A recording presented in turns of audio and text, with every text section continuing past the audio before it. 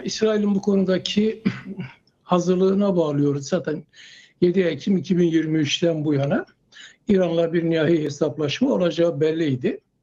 Orta Doğu'nun yeniden dizaynında, yeni küresel sistemin inşasına giden süreçte İran meselesi bir biçimde Batı sistemi tarafından çözülmesi gereken en önemli mesele olarak öne çıkıyordu. 2 yıldır da bu mesele Orta Doğu'da çatışma üretiyordu. Hamas'la, Hizbullah'la, Esad rejimiyle, Haçlı Şabi'yle, Husilerle yürütülen savaş aslında İran'la bir savaştı ve şimdi o savaş doğrudan bir savaş haline geldi ve öyle anlaşılıyor ki savaş konusunda Batı sisteminin, Amerika'nın, İngiltere'nin, İsrail'in, NATO ülkelerinin bir ittifakı, bir fikir birliği var. Fakat bunun nasıl olacağı, yol ve yöntemleri konusunda belli farklılıklar olduğu anlaşılıyor. Trump da bu konuda dikkatli, temkinli bir siyaset izledi başından beri. Şimdi de öyle. Amerika'nın savaşa katılacağı anlaşılıyor. Çünkü İran meselesi bir biçimde Amerika'nın dahiliyle çözülecek bir mesele. Amerika müdahale olmadan bu mesele çözülemez. Amerika'da uzun süredir zaten İran dosyasını hazırlıyordu. Bunu CENTCOM yürütüyordu. Askeri planlamalarını CENTCOM yürütüyordu. Böyle siyasi planlamalarını Dışişleri Bakanlığı ve Afrika'dan sorumlu daire yürütüyordu. Şimdi o aşamaya gelindi. Trump bir kaos üretmeden bölgede İran benzeri bir kargaşaya yol açmadan bir rejim değişikliğiyle bir deyim yerindeyse yumuşak geçişle bu süreci tamamlamak isteyecektir. Bunun için de azami baskı zaten uyguluyor. Evet. Bir askeri operasyonunda eli kulağında yarın öbür gün olacağına dair şeyler var. Sağdan gelen haberler var. Amerika B-52 uçakları Garcia Adası'na doğru yola çıktılar. Bölgede önemli bir teyakkuz durumu yaşanıyor. Bazı üslerini tahkim ettiler, bazı üslerini kapattılar. Yani askeri alandan baktığın zaman çatışma kaçınılmaz görünüyor. Trump'ın İran'a verdiği bir süre var. Diplomasiden bir sonuç çıkmadı. Diplomasiden sonuç çıkmış olsaydı zaten bu çatışma başlamayacaktı. İran'a dayatılan bir proje var. İran'a diyorlar ya egemenliğinden vazgeçeceksin ya rejiminden vazgeçeceksin. İran egemenliğinden vazgeçemiyor. Egemenliğinden vazgeçse rejimden de vazgeçmek durumunda kalacak. Rejiminden vazgeçse egemenliğini koruyamayacak. İran açısından biraz sıkıntılı bir dönem var. Trump bu sıkıntılı dönemi değerlendirmek istiyor. Amerikalılar henüz vakit varken deyim yerindeyse İran meselesinde bir inisiyatif almak ve bunu bu sene bir noktaya doğru taşımak istiyorlar. Fakat kontrolden çıkar mı çıkmaz mı, kaos olur mu bölgede, İran'ın içerisinden bir alternatif yaratılma girişimleri sonuç verir mi vermez mi bunları bilmiyoruz. Fakat bildiğimiz şu, mesela nükleer silah meselesi olmaktan çoktan çıkmıştır. Evet. Mesela İran'da bir rejim değişikliğidir. Buna uygun alternatifler de çalışılmaktadır.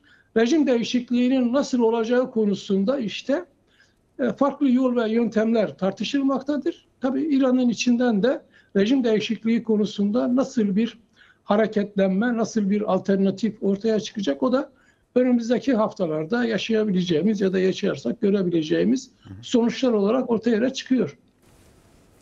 Amerika'nın İran'dan istedikleri net. Amerika bunu çeşitli defalar Trump'ın ağzından da ifade etti. Aslında Amerikalılar İstanbul'da Hamaney ile bir zirve de istediler. Erdoğan'a bu konuda Trump bir görev vermişti ama Hamaney reddetti. Çünkü Amerikalılarla UMMA'da yapılan, Roma'da yapılan 6. tura kadar yapılan görüşmelerden bir sonuç elde edilemedi.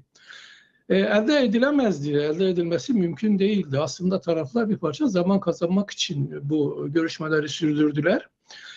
Çünkü Trump'ın talepleri, Amerika'nın talepleri bir, nükleer silahtan vazgeçeceksin. 2, nükleer enerji de üretmeyeceksin. Yani sivil amaçlı, barışçıl amaçlı nükleer enerji de üretmeyeceksin. 3, balistik füze üretmeyeceksin. Balistik füze üretiminden vazgeçeceksin. 4, bütün vekil güçlerini tasfiye edeceksin. Haçlı Şabi'yi, Husileri, işte Hizbullah'ı elinde kalan vekil güçler her kimse onları da tasfiye edeceksin. Teslim olacaksın. Şimdi İranlılar aslında bir yol aradılar. Hala da arıyorlar. Mesela dünkü görüşme Amerikalıların çok böyle onay verdikleri bir görüşme değildi. Avrupalılar bir inisiyatif aldılar. İngiltere, Almanya ve Fransa İranlılarla Cenevre'de bir görüştüler. Amerikalılar bu görüşmeyi önemsemediler bile. Trump aslında bu konuda tutumunu sürdürüyor. Şöyle bir sonuç çıkıyor. Şimdi İranlılar nükleer enerji üretmekten vazgeçerlerse, çünkü bir devletin egemenliğini sarsan bir karar. Yani sen kendi ülkende barışçıl amaçlı olsa bile Evet. nükleer enerji üretemezsin diyor. En son Trump'ın yaptığı teklif şuydu: nükleer enerji, yani uranyum zenginleştirmek istiyorsan bunu başka bir ülkede yapacaksın, İran'da değil. Dün de Trump söyledi ki İran, dedi, petrol denizinin üzerinde oturuyor. İran niye nükleer enerji peşinde koşuyor, dedi. Böyle şüphelerimiz var, dedi. Mesele o değil yani. Mesela nükleer meselesi bir gerekçe olarak kullanıyor. Önemli bir nedendir tabii, o ayrı bir konu. Fakat İranlarla isteselerdi burada bir orta yol bulunabilirdi. Mesele o değil. Mesela İran'daki çürümüşlük, İran'daki zafiyet, küresel ve bölgesel dengelerde yaşanan değişim, özellikle 7 Ekim sonrası İsrail'in Orta Doğu'da giderek artan etkisi ve Orta Doğu'da belirleyici bir güç haline gelmesi, Orta Doğu'nun yeniden dizaynında İsrail'in güvenliğini ve çıkarlarını eksene alan bir politik perspektifin, bir stratejinin, bir yeniden yapılanma stratejisinin yürütülmesi İran meselesinde İran'ın etkisizleştirilmesini kaçınılmaz kılıyor. Dolayısıyla İran'ı ya teslim olacaklar, dediğim gibi kendilerine yakın, kendileriyle işbirliği halinde yeni bir rejim istiyorlar. Molla rejiminin, Amerikan medyasında çok sık çıkıyor, siz de okumuş olmalısınız, Molla rejiminin devrilmesi, Hamenei'nin hatta Umman'a kaçmasına dönük bir sürü senaryo, bir sürü simülasyon tartışılıyor. Bugün yine uluslararası medyada çıktı. Hamenei kendi yerine 3 tane Halep atamış, başına bir şey gelirse. Bakın ne kritik aşamadayız.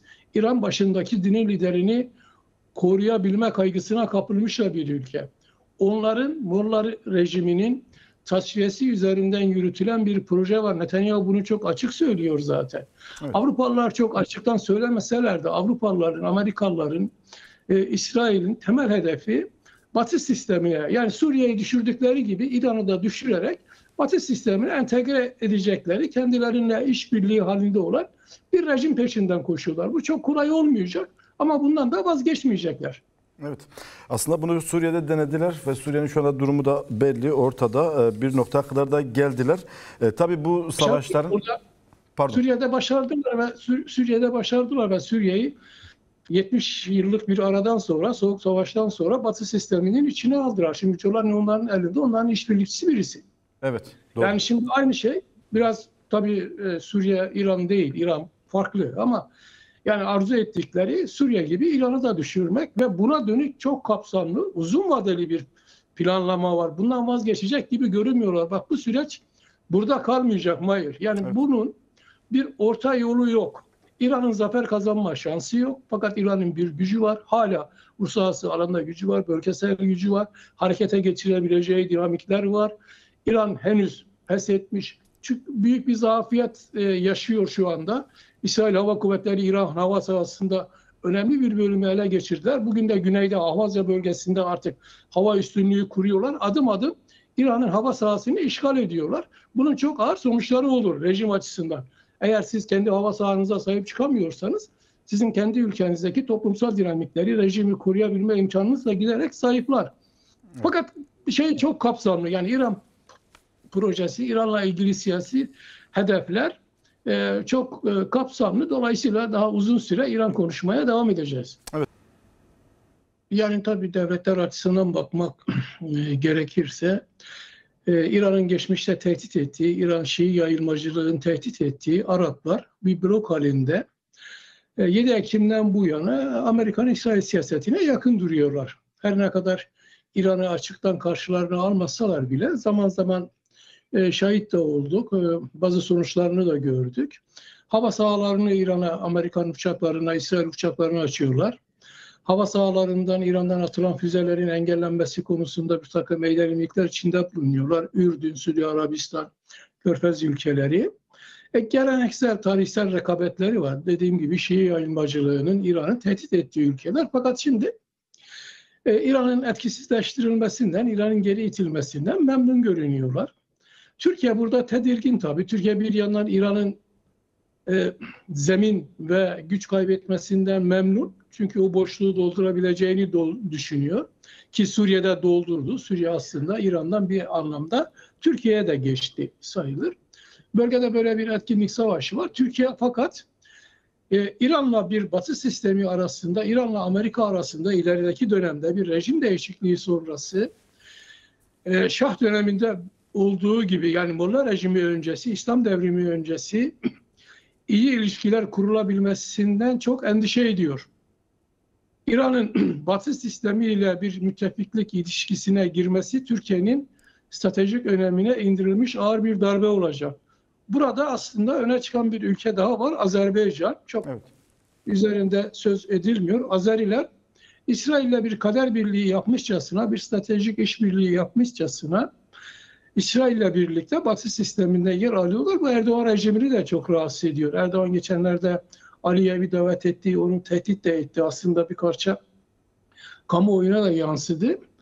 Azeriler de bundan memnun görünüyorlar. Azerbaycan, Güney Azerbaycan hedefleri var, farklı hedefleri var. Türkiye'nin dengelenmesi onların da işine gelir. Bakmayın siz iki devlet, bir millet, iki devlet diyorlar ama arada çelişkiler de var, farklı nedenler de var. Erdoğan rejiminin uyguladığı siyasetin yol açtığı bir takım sonuçlar da var. Devletler açısından baktığımızda İran'ın geriletilmesi evet bir şey olarak kabul görüyor, bir destek de görüyor. Orta Doğu'da zaten İsrail'in güvenliğini esas alan, İsrail'in öncülüğünde, Amerika Birleşik Devletleri'nin de sponsorluğunda bir yeniden yapılanma olacaksa, Orta Doğu yeniden dizayn edilecekse ki o süreç artık ileri bir aşamaya da taşındı. Burada öyle anlaşılıyor ki Araplar İsrail dengesi baskın olacak. Araplarla İsrail dengesine ileride Türkiye mi, rejim değişikliği yaşamış bir İran mı dahil edilecek? O soru şimdilik orta yerde duruyor. O konuda bir takım spekülasyonlar, tartışmalar var ama eğer İran'da bir yönetim değişikliği gerçekleşirse önümüzdeki 1-2 yıl içerisinde belki İran Batı sistemine entegre edilirse bölgede bütün dengeler yeniden kurulmak zorunda kalacak. Her şey yeniden yazılacak. Bu bütün bölgeyi etkilediği gibi Kürtleri ve Kürdistan'ı da yaşamsal önemde etkileyecek bir gelişme olacak. Evet. İran'da bir rejim değişikliği olmaz, çatışmalar sürer, çatışmalar kontrolden çıkarsa bunun bölgeye ve küresel güvenliğe olumsuz etkileri olacağını söyleyebiliriz. Trump'ın aslında uzunca bir süredir hazırlığını yaptığı halde son kararını, nihai kararını vermemesinin bir nedeni de o. Amerikalılar kontrolden çıkmış bir İran istemiyorlar. Hem bölgesel çıkarları açısından hem Pasifik'teki hedefleri açısından. Trump olabilirse, yapabilirse İran dosyasını çok kısa sürede kapatmak istiyor. O yüzden İranlarla İran'ın içinden bir alternatif çıkarma konusunda da ciddi pazarlıklar, görüşmeler yürütüyor. Steve Witkoff'un bu konudaki görevi de o. Aslında İran'da bir alternatif yaratma girişimi, bütün bu savaş, diplomatik temaslar, bütün bu geleceğe dönük tartışmaların merkezinde bir yerde duruyor. Yani Kürt partilerinin son günlerde işte PJAK'ta, İKDP'de, PAK'ta, Komalya'da bunların yaptığı açıklamalara bakacak olursak temkinli, mantıklı, aklı selim açıklamalar var. Kürtler İran'ın kısa sürede havlu atacağı, çökeceği, rejim değişikliğine gideceği gibi bir gerçekçi olmayan beklenti içinde değiller. Rejim zaten güçlü, halen güçlü, yediği darbelere rağmen güçlü ama hava sahasındaki üstünlüğü kaptırdıktan sonra, Amerika Birleşik Devletleri de devreye girdikten sonra, İran üzerindeki baskı, askeri baskı arttıktan sonra rejimin nasıl bir tepki vereceği elbette merak ediliyor. Buna ilişkin tartışmalar da var. Fakat şu, görülebildiği kadarıyla yeni dönemde şimdiki duruma bakacak olursak, yani İran halklarının bir denge unsuru olarak gözetildiği anlaşılıyor. Azerilerin, Kürtlerin, Belüçlerin, Arapların. Fakat İran'ın parçalanması gibi, İran'ın tamamen kontrolden çıkacak bir çatışma üretecek bir iç savaşa sürüklenmesi gibi bir hedef yok. Öyle bir siyaset Batı'da da yok, NATO'da yok, Amerika'da yok, İsrail'de de yok. Çünkü onun üreteceği riskin hesaplanması mümkün değil. Nasıl bir risk üretir?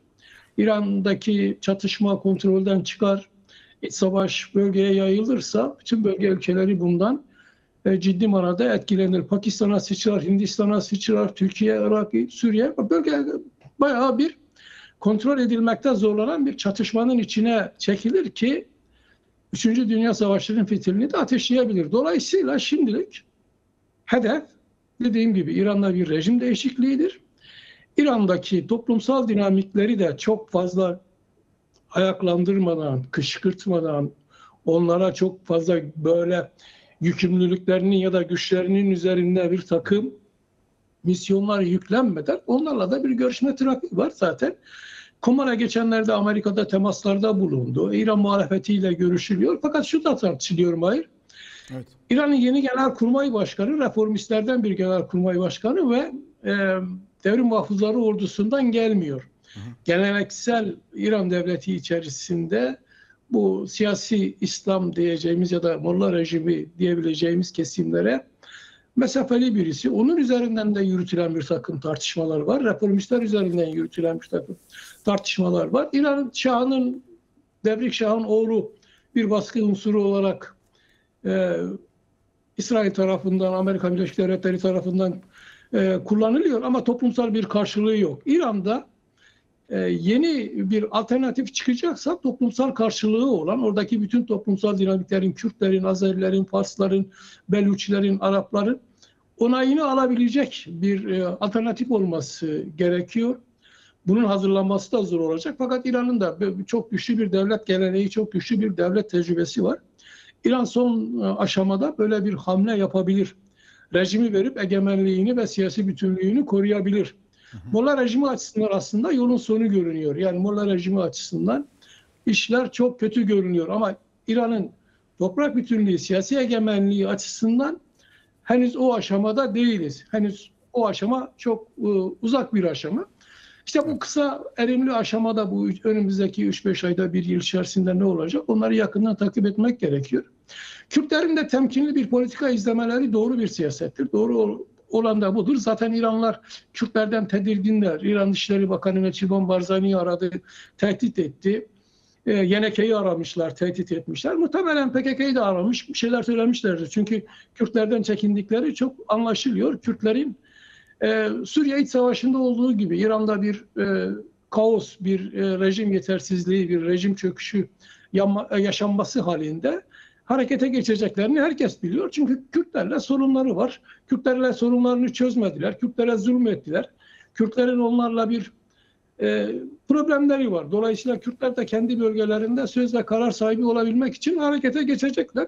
Kürtler de geçebilir, diğer dinamikler de geçebilir ama dediğim gibi şimdilik bu aşamada henüz erken. Bunları konuşabilmek için henüz erken. İran'ın ne olacağını görmemiz gerekiyor. Birinci elden İran'ın ne olacağını görmek, rejimin önümüzdeki günlerde akıbetinin ne olacağını bir kesin olarak görmek gerekiyor ki ondan sonra bir takım sağlıklı değerlendirmeler yapabilelim. Türkiye açısından sıkıntılı bir dönem. Aslında Türkiye uzunca bir süredir İran Savaşı'na hazırlık yapıyordu. Güney Kürdistan'dan medya savunma alanlarının işgal eden projenin bir parçasıydı. Şimdi ortada onun yeniden yapılanmasında demin söylediğim gibi iki seçenek var. Ya İran bu yeniden yapılanmanın hedefinde ötekisi bir ülke olacak. İran'la bir anlaşma olursa bu sefer Araplar, İsrail, İran dengesi kurulacak ve Türkiye öteki haline gelecek. Türkiye'nin hedeflendiği bir süreç olacak. Amerika Birleşik Devletleri şimdiye kadar İran meselesinden ötürü Türkiye'yi yanında tutuyor. Türkiye'nin bir takım kaprislerine, dayatmalarına tahammül ediyordu. Ama eğer İran meselesi çözülürse Amerika Birleşik Devletleri'nin Batı sisteminin bir bütün olarak Türkiye siyaseti değişecek.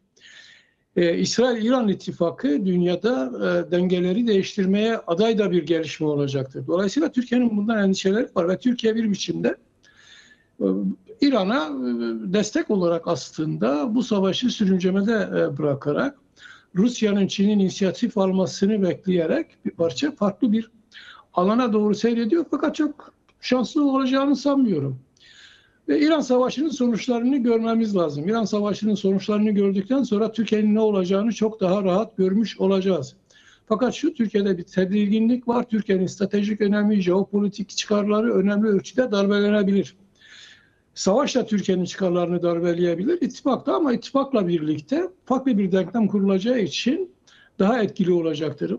Şimdilik görünebildiği kadarıyla Türkiye uzunca süredir hazırlığını yaptığı bu İran meselesinde Türkiye gerçekten dediğim gibi 2015'ten beri yeni rejimini kurduğu günden itibaren İran Savaşı'na hazırlık yapıyor. Çünkü İran sorunu çözülmeden Orta Doğu'da yeni bir dizayn, yeni bir küresel sistem inşa edilmesi mümkün değil. Dolayısıyla İran meselesinin nasıl çözüleceği çok önemli. İran meselesinin çözülme yolu, yöntemi bölgedeki bütün ülkeleri ve o bölgede yaşayan bütün dinamikleri hayati derecede etkileyecek bir gelişme olacaktır.